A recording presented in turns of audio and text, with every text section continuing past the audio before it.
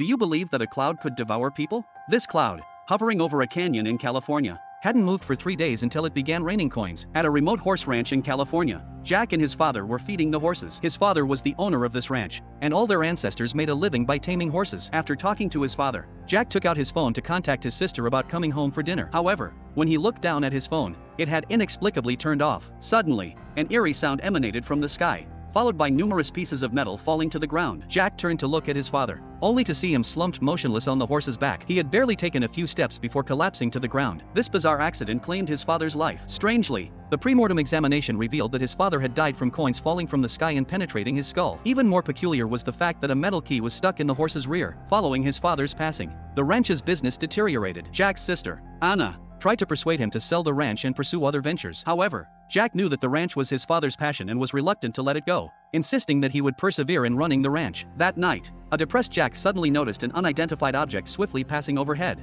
causing the indicator lights along the high-voltage lines to rhythmically go out. Jack immediately returned home to inform his sister. They checked the surveillance footage together, but the ranch's cameras were too outdated and hadn't captured anything. The following day, they called in Tom, a professional surveillance installer, to set up numerous cameras on the roof of the house and around the ranch. If they could capture footage of the unidentified object from the previous night, it might serve as a gimmick to save the ranch. As night fell, Jack returned to the house after feeding the horses. Suddenly, the lights behind him turned on, and a bizarre creature slowly rose. Jack hurriedly took out his phone to take a photo, but then another creature's head poked out from the side. This time, he was a bit frightened. He ran to the side in a panic, raising his phone. Just as he was about to start recording, another white head suddenly appeared. Startled, Jack threw a punch, only to realize that these weren't unknown creatures but neighborhood kids in disguise. They had come to scare Jack because his sister had stolen their fake horse during the day. After being disrupted by the kids, Jack no longer felt like returning to his room. He went to patrol the ranch. As he was leading a horse back to the stable, the white horse beside him seemed to be spooked and ran off, leaving its owner behind. Suddenly,